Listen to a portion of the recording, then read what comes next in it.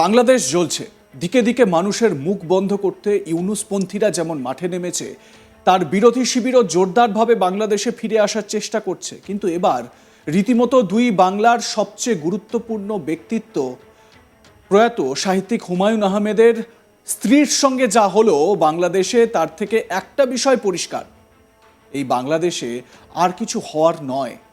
ইউনুস সরকারের ভয়ঙ্কর রোষের মুখে পড়তে হলো তার স্ত্রী শাওনকে। কেন জানেন? তিনি বিরোধিতা করেছিলেন পাকিস্তানের, আর তার শাস্তি দেওয়া হলো তাকে। এই বাংলাদেশে আর কি হবে বলুন তো? ডিফেন্স পাকিস্তানের বিরোধিতা করে একটি পোস্ট করেছিলেন বাংলাদেশের বিখ্যাত সাহিত্যিকের স্ত্রী অভিনেত্রী শাওন।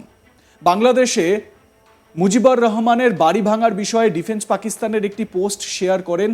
ঘাতকদের উত্তরাধিকারের অবসান, ঢাকায় মুজিবুর রহমানের বাড়ি বাংলাদেশের বিপ্লবীরা ভেঙে দিয়েছে, এইটা উল্লেখ করা থাকে সেই পোস্টে। বাংলাদেশের বিপ্লবীরা ধানমন্ডিতে শেখ মুজিবুর রহমানের বাড়িটি ভেঙে দিয়েছে, যেখানে তিনি ভারতের সঙ্গে পাকিস্তান ভাঙার ষড়যন্ত্র করেছিলেন।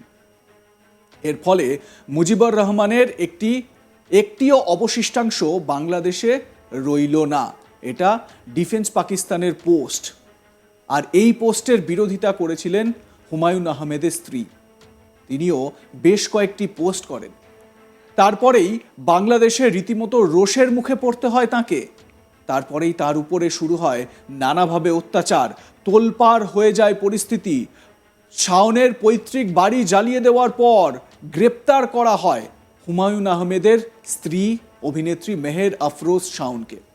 ঢাকা মহানগর গোয়েন্দা পুলিশ সূত্রের খবর, রাষ্ট্রের বিরুদ্ধে ষড়যন্ত্র করেছিলেন নাকি অভিনেত্রী, সেই কারণেই তাকে গ্রেপ্তার করা হয়েছে। শাওন বাংলাদেশের ছবির জগতে পরিচিত মুখ। তার সবচেয়ে বড় পরিচয় হয় তিনি হুমায়ুন আহমেদের স্ত্রী। শাওনের বাবা মোহাম্মদ আলী পেশায় একজন আইনজীবী ছিলেন। বাংলাদেশের দ্বাদশ জাতীয় সংসদ নির্বাচনে প্রার্থী তালিকায় নামও ছিল তার। মা তহুরা আলী 2 দফায় জাতীয় সংসদে মহিলা সংরক্ষিত আসনের সদস্যও ছিলেন। কিন্তু তার উপরে এই ধরনের অত্যাচার নেমে এলো। শিল্পী সত্তা, স্বাধীন চেতা মানুষের বিবেককে যে এইভাবে ক্ষতবিক্ষত করা হবে, তা শাওনকে গ্রেপ্তারির মাধ্যমে স্পষ্ট। জানা গিয়েছে, মহিলা সংরক্ষিত আসনে আওয়ামী লীগের প্রার্থী তালিকায় নাম ছিল শাওনেরও। শাওন গত অগস্ট থেকেই সোশ্যাল সাইটে বাংলাদেশের অন্তর্বর্তী সরকারের সমালোচনা করে আসছিলেন। একইভাবে গত 3 দিন আগেও বাংলাদেশের প্রাক্তন প্রধানমন্ত্রী শেখ হাসিনার সমর্থনে ইঙ্গিতপূর্ণ একটি পোস্টেই সম্ভবত মাথা ঘুরে যায় বাংলাদেশের ইউনুস সরকারের। অনুমান সেই কারণেই রাষ্ট্রদ্রোহিতার অভিযোগে আটক করা হলো শাওনকে। তাদের বাড়িতে আগুন লাগিয়ে দেওয়ার পাশাপাশি সব শেষ করে দেওয়া হয়। আর বিক্ষোভকারী জনতা যারা রাস্তায় নেমে বিক্ষোভ প্রদর্শন করছে, তারা কি বলছে এই বিষয়ে শুনুন। এখানে দেখলাম যে খুব বিক্ষুব্ধ ছাত্র জনতা এখানে তারা আগুন লাগিয়েছে। তার কারণ হচ্ছে, গতকাল জানেন স্বৈরাচারী শেখ হাসিনা ভারতের মদতে তিনি ভাষণ দিয়েছেন ছাত্র সমাজের উদ্দেশ্যে। তিনি ছাত্র সমাজের উদ্দেশ্যে ভাষণ দেননি, তিনি সন্ত্রাসদের উদ্দেশ্যে ভাষণ দিয়েছে। তারই প্রতিবাদে সারা দেশব্যাপী বিক্ষুব্ধ জনতা তাদের প্রতিবাদ জানিয়েছে বিভিন্ন কর্মকাণ্ডের মাধ্যমে। তবে জামালপুর জেলা যাতে অস্থিতিশীল না হয়, এর জন্য বৈষম্য বিরোধী ছাত্র আন্দোলন আমরা খুবই দ্রুত এখানে এসে উপস্থিত হয়েছি এবং আগুন নিবানোর জন্য যা যা করা দরকার আমরা চেষ্টা করেছি। এবং ফায়ার সার্ভিসকে অলরেডি আমি ফোন দিয়েছি, ফায়ার সার্ভিস আসতেছে। এই বিক্ষুব্ধ ছাত্র জনতার যে প্রতিবাদ, এই প্রতিবাদ হচ্ছে স্বৈরাচারী শেখ হাসিনার পালিয়ে যাওয়ার যে একটা দৃষ্টান্ত, তার একটা প্রমাণ। আমরা সবসময় শান্তিতে বিশ্বাসী, সবসময় মনে করি যে স্বৈরাচারী শেখ হাসিনা তাদের যে সন্ত্রাসদের রেখে গেছে, এই সন্ত্রাসদের গ্রেপ্তারের জন্য দ্রুত পদক্ষেপ নেওয়ার জন্য দাবি জানাচ্ছি। মেহের আফরোজ শাওন যে পোস্টটি করেছেন, দেখুন সেটা আপনাদের দেখাচ্ছি ফুল স্ক্রিনে। দিব্যি দিয়ে বলছি, আজকে শেষ পোস্ট। দায়িত্বশীল পদে থাকা ভদ্রলোকটির কাছ থেকে শেখার অনেক কিছু আছে।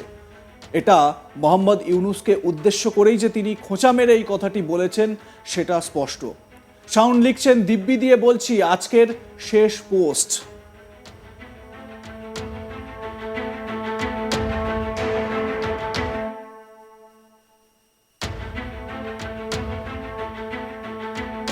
অভিনেত্রী শাওন লিখছেন, আজ 1 ফেব্রুয়ারি অমর 21 বইমেলার প্রথম দিন দায়িত্বশীল পদে থাকা ছবির এই ভদ্রলোকটি দিতে পারতেন চমৎকার কিছু কথা। সব বইমেলা উদ্বোধনের ছবি, মেলার প্রথম দিনে কোন বই কিনলেন কিংবা কোন কোন বই কেনার আগ্রহ রাখেন সেটাও সবাইকে জানাতে পারতেন।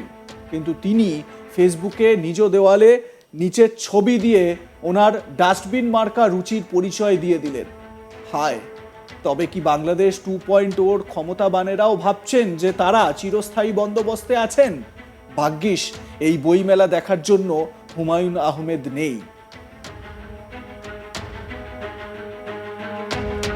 তার প্রয়াত হাজবেন্ডের কথা উল্লেখ করেছেন মেহের আফরোজ শাওন এবং মোহাম্মদ ইউনুসের বক্তব্যকেই তিনি মোহাম্মদ ইউনুসকেই তিনি যে টার্গেট করেছেন বা নিশানা করেছেন সেটা বলার অপেক্ষা রাখে না।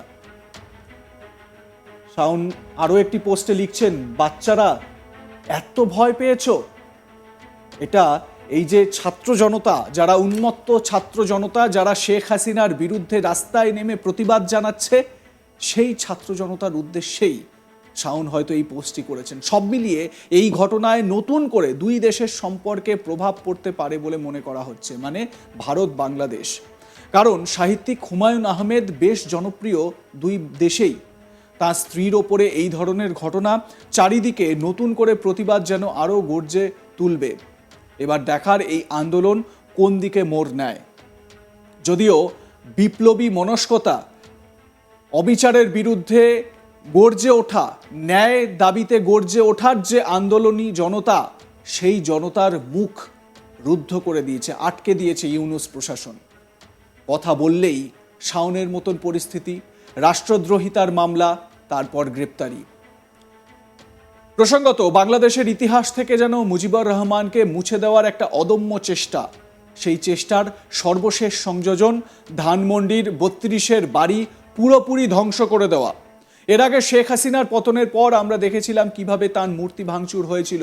মূর্তির মাথায় উঠে সে কি উচ্ছ্বাস, মুজিবুর রহমানের মাথা ভাঙা হয়েছিল সেই মূর্তিতে। এবার তার বসত বাড়ি, সেখানেও ভাঙচুর চালালো একদল উন্মত্ত জনতা।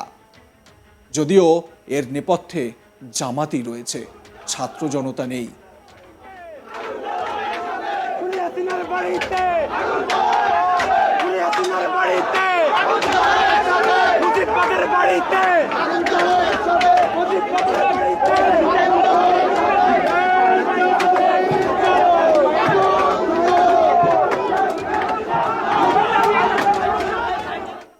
এ বিষয়ে আপনাদের মতামত কি জানাতে ভুলবেন না। দেখতে থাকুন আজ তাক বাংলা, সাবস্ক্রাইব করুন ইউটিউব চ্যানেলটি।